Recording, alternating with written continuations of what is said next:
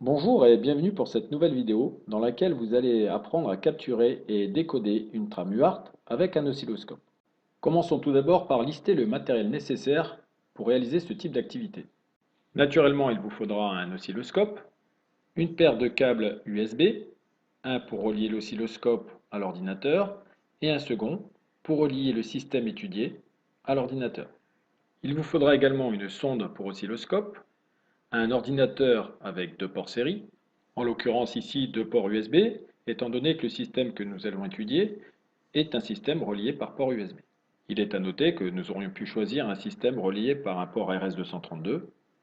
Dans ce cas-là, il nous aurait fallu un port RS232 et un port USB. Il nous faudra également une application permettant de visualiser sur l'écran de l'ordinateur ce qui se passe sur l'écran de l'oscilloscope. Ici, l'application choisie est l'application OpenChoice Desktop.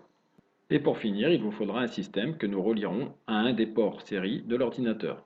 Ici, nous choisirons une carte Arduino reliée à un port USB. C'est à partir de cette liaison que nous viendrons capturer et décoder une trame UART. Voyons maintenant comment procéder à la capture de cette trame. Pour faciliter la mise en place de la sonde aux différents points de mesure, nous allons utiliser trois fils de couleurs différentes que nous aurons préalablement dénudés. Nous placerons le fil rouge sur la broche RX de la carte Arduino. Ce premier câble nous permettra de venir connecter la sonde afin de capturer les trames reçues par la carte Arduino et provenant du PC. Nous placerons ensuite le fil noir sur la broche TX de la carte Arduino. Celui-ci nous permettra de connecter la sonde afin de capturer les trames UART provenant de la carte Arduino. Quant au troisième fil, nous le connecterons sur la broche Ground, c'est-à-dire la masse de la carte Arduino. Ce fil nous permettra de venir connecter la masse de la sonde, c'est-à-dire la pince crocodile.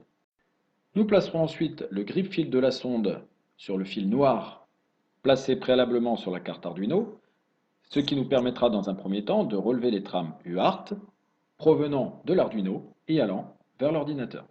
Nous en profiterons pour vérifier que la position du sélecteur de la sonde est bien sur la position 1X.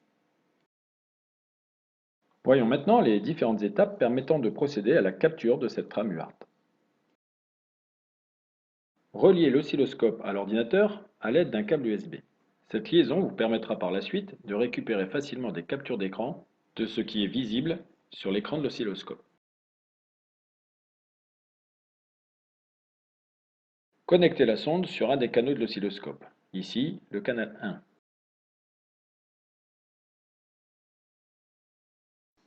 Lancez l'application OpenChoice.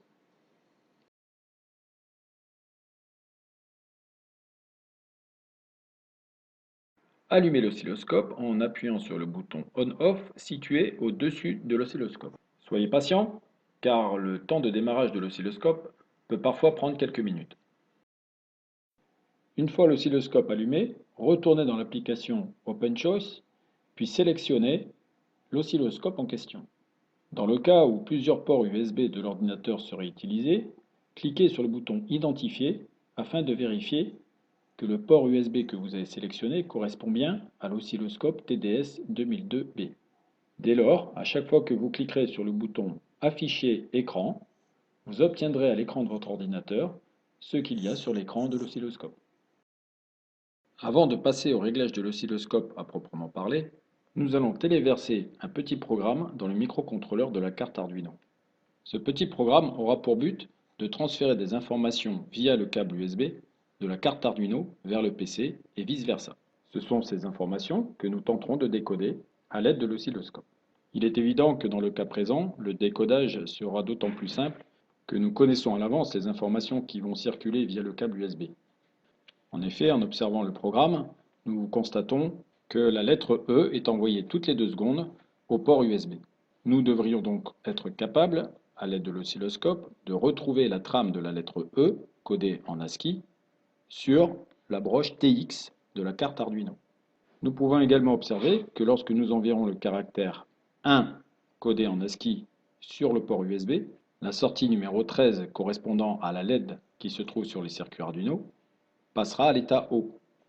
Si un autre caractère que le caractère 1 est envoyé sur le port série de la carte Arduino, alors la LED passera à l'état bas, c'est-à-dire qu'elle s'éteindra. Nous pourrons dès lors décoder la trame USB envoyée par l'ordinateur à la carte Arduino en mettant la sonde sur le fil rouge de la carte Arduino, c'est-à-dire sur la broche RX. Petit rappel au passage, pour téléverser un programme sur la carte Arduino, il suffit de cliquer sur le bouton Téléverser. Nous pouvons vérifier le fonctionnement de ce programme en lançant le moniteur série du programme Arduino. Nous pouvons alors constater que la lettre E est bien envoyée toutes les 2 secondes par le programme Arduino sur le port USB. Nous pouvons également vérifier que lorsque nous envoyons le caractère 1 sur le port USB, depuis le moniteur série, la LED qui se trouve sur la carte Arduino s'allume. Lorsque nous envoyons un autre caractère, elle s'éteint. Nous avons donc bien des informations qui circulent via le câble USB. Ce sont ces informations que nous allons tenter de décoder. Passons maintenant au réglage de l'oscilloscope. La première étape consiste à vérifier que le canal sélectionné est bien celui sur lequel nous avons connecté la sonde, ici le canal 1. La seconde étape consiste à vérifier que le réglage du coefficient de la sonde correspond bien à celui sélectionné avec le curseur de la sonde. Nous réglerons le curseur de la sonde sur 1x. Nous veillerons donc à ce que dans le menu du canal 1, la sonde soit également réglée sur 1x. Nous pouvons ensuite utiliser le sélecteur permettant de régler le nombre de volts par division afin d'ajuster l'affichage à la tension mesurée.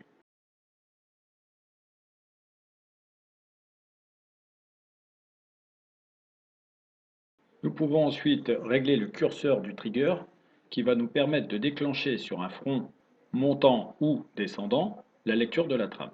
On observe ici que le curseur doit se situer entre 0 et 5 volts pour pouvoir déclencher la lecture de la trame.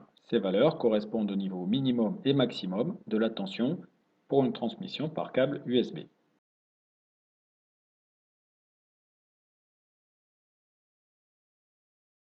En appuyant sur le bouton Trig Menu, vous pouvez venir vérifier les paramètres de réglage du trigger.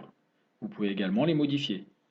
Vous pouvez déclencher sur front montant, sur front descendant ou sur impulsion par exemple. Vous pouvez également utiliser le curseur de positionnement horizontal afin de venir positionner le curseur au meilleur endroit pour la lecture de la trame sur l'axe du temps, c'est-à-dire l'axe horizontal.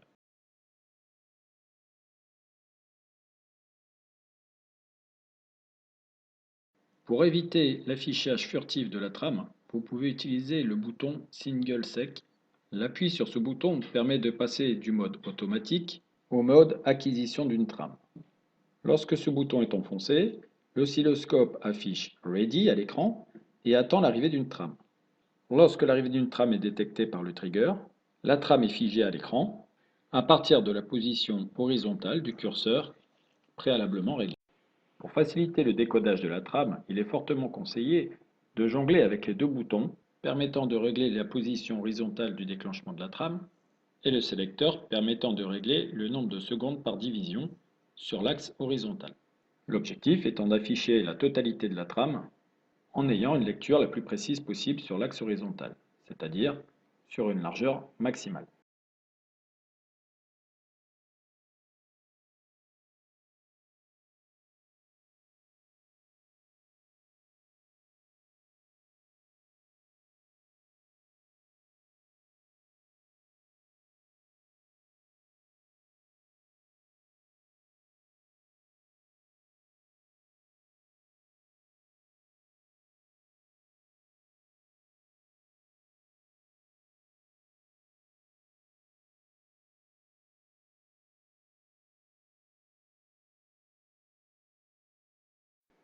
Une fois la trame visible à l'écran de l'oscilloscope, il reste à retourner sur l'application OpenChoice afin de capturer cette trame. Il devient alors facile d'enregistrer cette trame ou d'en faire une capture d'écran pour pouvoir l'utiliser par exemple sur un diaporama. Voyons maintenant comment décoder cette trame. Pour pouvoir décoder une trame UART, il nous faut d'abord connaître la norme utilisée pour la transmission de celle-ci. En effet, il existe plusieurs normes différentes les unes des autres.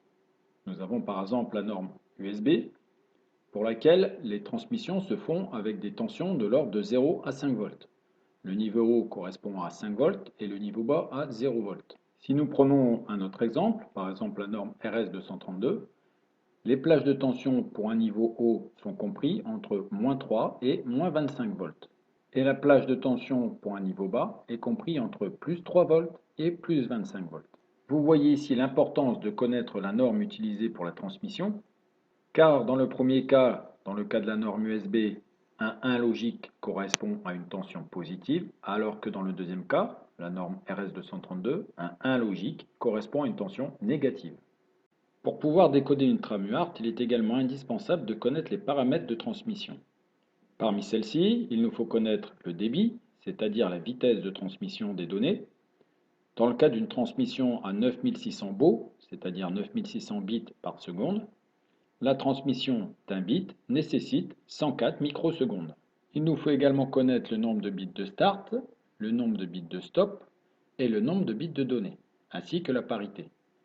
Dans notre cas, la transmission est effectuée à l'aide d'un bit de start, un seul bit de stop, 8 bits de données et il n'y a pas de parité. Une fois ces informations connues, il ne nous reste plus qu'à décoder la trame. Pour cela, nous allons repérer le bit de start, c'est le premier bit de la trame qui est au niveau bas. Nous allons sur le même principe repérer le bit de stop, qui est le dernier bit de la trame à se remettre au niveau haut. Et entre ces deux bits, nous avons les 8 bits de données. Ce sont ces 8 bits que nous allons isoler pour pouvoir décoder l'information. Pour ceci, il faut se rappeler de la norme utilisée. Souvenez-vous, nous avons vu qu'avec la norme USB, un niveau 1 correspond à plus 5 volts et un niveau 0 correspond à 0 volts. Nous avons également vu que la durée de transmission d'un bit était de 104 microsecondes. La lecture du premier bit de données nous donne une tension de plus 5 volts, ce qui correspond à un 1 logique. En procédant de la même manière, nous voyons que le second bit de données nous donne un 0 volt, ce qui correspond à un 0 logique. Et en procédant ainsi de suite pour les 6 autres bits de données, nous décodons ainsi la trame UART. La dernière étape consiste à décoder ces données binaires en données ASCII. Pour cela, nous reprenons les 8 bits de données que nous avons précédemment trouvés et nous allons passer par une étape intermédiaire qui consiste à coder ce code binaire en code décimal. Cette étape est indispensable car les tableaux de conversion binaire ASCII n'existent pas. Les tables ASCII sont données en valeur décimale ou hexadécimale. C'est pourquoi il est nécessaire dans un premier temps de décoder la trame binaire en codage décimal. Pour ce faire, il est important de repérer le bit de poids faible. La norme de la trame UART nous indique que le bit de poids faible est le premier bit après le bit de start. Nous donnerons donc la valeur décimale de ce bit, la valeur 2 puissance 0. Le second bit aura la valeur 2 puissance 1, le troisième 2 puissance 2, le quatrième 2 puissance 3, etc., etc. En additionnant la valeur décimale de chaque bit, nous pouvons ainsi retrouver le résultat final de la trame envoyée. Dans notre cas, la valeur décimale correspond à 101. Une fois ce résultat trouvé, il ne reste plus qu'à rechercher dans le tableau de correspondance ASCII la valeur 101 en décimale. Cette valeur 101 correspond à la lettre E en minuscule dans la table ASCII. Rappelez-vous du programme Arduino, il avait pour but d'envoyer la lettre E toutes les 2 secondes à l'ordinateur. Nous avons donc réussi à décoder une trame UART avec une mesure réalisée à l'oscilloscope sur la broche TX de l'Arduino. Cette vidéo touche à sa fin. Il ne vous reste plus qu'à vous entraîner à décoder des trames, que ce soit des trames sur port USB ou sur port RS232.